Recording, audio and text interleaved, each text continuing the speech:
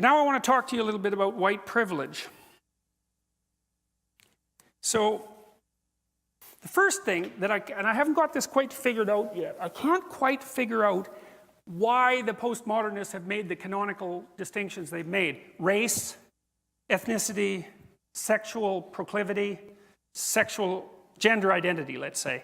Those are 4 dimensions along which people vary. But there's a very large number of dimensions along which people vary, right? In fact, given that there's an infinite number of ways of interpreting the world, you could immediately point out that there's an infinite number of dimensions along which people vary. And so then the postmodern question is, why would you privilege some of those dimensions over the other? And I would say, well, because it sustains your bloody Marxist interpretation, that's why. But you're not going to say that because it marginalizes, right? You've marginalized that so you can ignore it. So that's one of the fun things about postmodernism. You can I have a very vulgar image in my mind, but, but I won't share that with you, but you can infer it. Here's some ways people differ. Intelligence, temperament, geography, historical time. You live now and not 100 years ago. Attractiveness, that's a big one. That's a big one. Would you imagine you could, we won't go there either. Youth, it's advantageous to be young. You've got potential. It's advantageous to be old. You've got wealth. Health, that's a good one. Sex, women have advantages. Men have advantages. Maybe one has more than the other. It's not self-evident. Women live about 8 years longer. They're multi-orgasmic.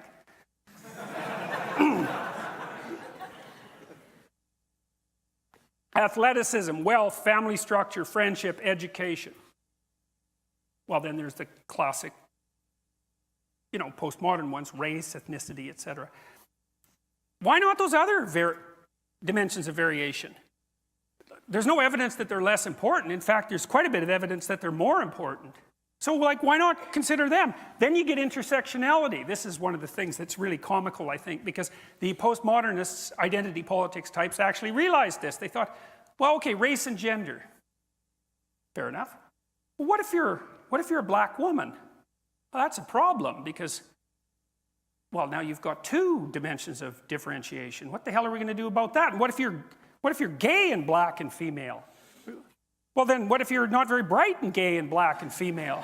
And then what if you're ugly and not very bright and gay and black and female? And you can keep playing that game.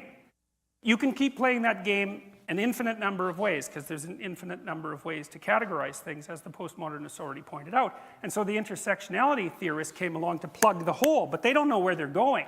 They don't understand that the logical conclusion of intersectionality is individuality.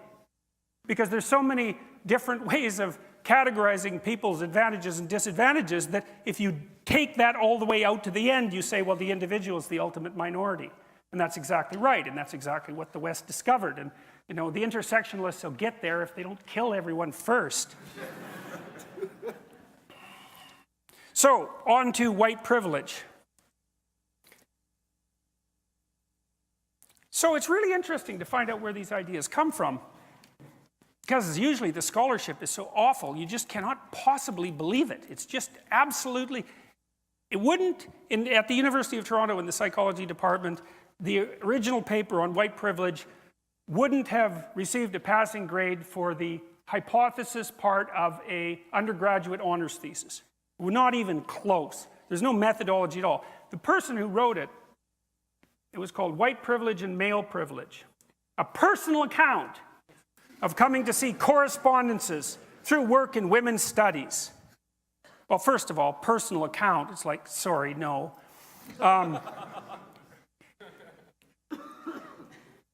So she listed a bunch of ways that she thought, she says, these are personal examples of her unearned privilege, or unearned privilege that she saw as she experienced in the 1970s and 1980s. So this, by the way, this idea is the opinion of one person who wrote one paper that has absolutely no empirical backing whatsoever, which is a set of hypotheses which had never been subject to any statistical analysis. Like, if I ask you a bunch of questions, it's not obvious how many questions I'm asking you, because I could say, how tall are you?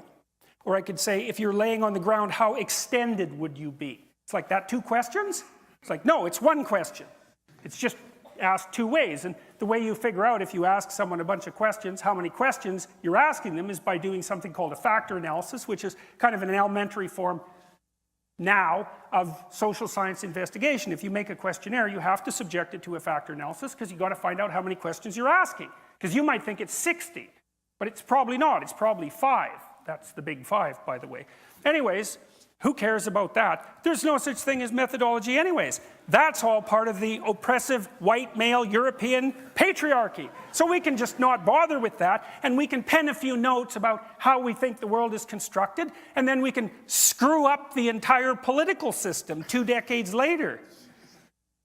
Okay, so here's her white privilege list, some of it. There's like 50 things. I can, if I wish, arrange to be in the company of people of my race most of the time. If I should need to move, I can be pretty sure of renting or purchasing housing in an area which I can afford and in which I would want to live. That's actually a wealth thing, by the way. I can be pretty sure that my neighbors in such a location will be neutral or pleasant to me. I can go shopping alone most of the time, pretty well assured that I will not be followed or harassed. I can turn on my television or open to the front page of the paper and see people of my race widely represented. When I'm told about our national heritage or about civilization, I am shown that people of my color made it what it is. Well, there's 50 of those, I think, something like that. Okay. Is that white privilege, or is that like majority privilege? Is the same true? You go to China, you're Chinese. Is the same true if you're Chinese? Is it majority privilege? And if it's majority privilege, isn't that just part of living within your culture?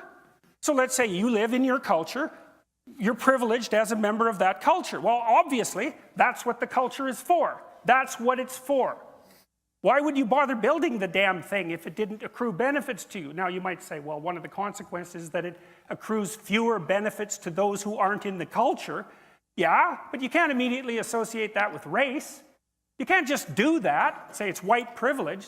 There's many things it could be. It certainly could be wealth, and the intersectional people have already figured out that there's many things it could be. So, like, what the hell? Seriously. Well, what's going on? Well, we let these pseudo-disciplines into the university because we're stupid and guilty. Seriously. And they have no methodological requirements and plenty of power and plenty of time to produce nonsensical research and produce, like, resentful activists, and now we're bearing the fruits of that. It's not pretty. So, white privilege. Well, the other thing you might notice is that to attribute to the individuals of a community the attributes of that community on the basis of their racial identity is called racism. That's what racism is. There's no other way of defining it. It's attributing to the individual the characteristics of the group as if the group was homogeneous. Now, the intersectional people have already decided that's not a fair game because there's so many differences between people. But the postmodernists don't care about logical coherence because they regard logical coherence, here it comes again, as a creation of the white European male patriarchal structure that's designed to oppress the oppressed. And that's technically the case. So logical incoherence, it doesn't matter. And you could say, well, if you act out your logically incoherent ideas in the world, you're going to run face first into a brick wall. And the postmodern answer to that is, there's actually no real world. It's all interpretation. So there's no having that discussion, but the postmodernists don't care because they don't believe that discussion between people of different power groups is possible anyways. So here we are. Well, so I made a case tonight. I'll go over it. What's the case? The postmodernists are wrong. They're philosophically naive. They're right about an infinite number of interpretations and wrong about a finite number of viable interpretations. And that's death. That's the end of postmodernist theory. And that's not the only way in which they're wrong. They're wrong in a bunch of other ways, but they're more subsidiary. The Marxists,